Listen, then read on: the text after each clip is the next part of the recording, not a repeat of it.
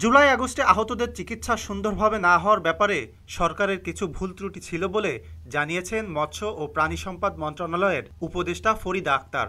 সকালে সাভারে বাংলাদেশ প্রাণী সম্পদ গবেষণা ইনস্টিটিউটে এক মতবিনিময় সভা শেষে সাংবাদিকদের সাথে আলাপকালে তিনি একথা বলেন।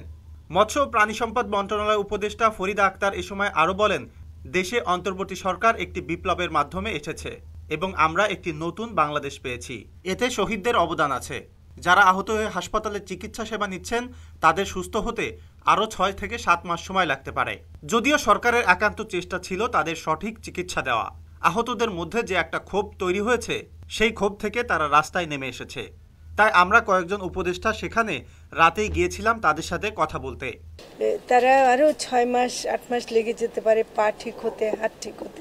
তো কাজে সেদিক থেকে আমার মনে হয় যে যদিও সরকারের একান্ত চেষ্টা ছিল যে সঠিক চিকিৎসা দেওয়া বা ইয়ে করে, কিন্তু ওদের মনে যে একটা ক্ষোভ হয়েছে সেটা আমরা মনে করি যে আমাদের তাদের দিক থেকে দেখা দরকার আছে।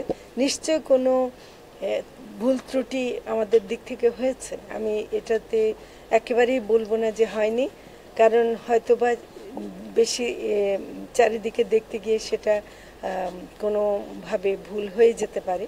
তাদের মধ্যে যে ক্ষোভটা সৃষ্টি হয়েছে যে কারণে তারা রাস্তায় নেমে আসছে, হাত পা ওই অবস্থায় ব্যান্ডেজ অবস্থায় যে তারা রাস্তায় ছিল, এটা দেখে আমরা থাকতে পারিনি। এই জন্য আমরা কয়েকজন উপদেষ্টা রাত্রে সেখানে গিয়েছিলাম। এ সময় মৎস্য ও প্রাণী সম্পদ মন্ত্রণালয়ের যুগ্ম সচিব শাহিনা ফেরদৌসী, বাংলাদেশ প্রাণী সম্পদ গবেষণা ইনস্টিটিউটের মহাপরিচালক ডক্টর শাকিলা ফারুক সহ আরও অনেকে উপস্থিত ছিলেন।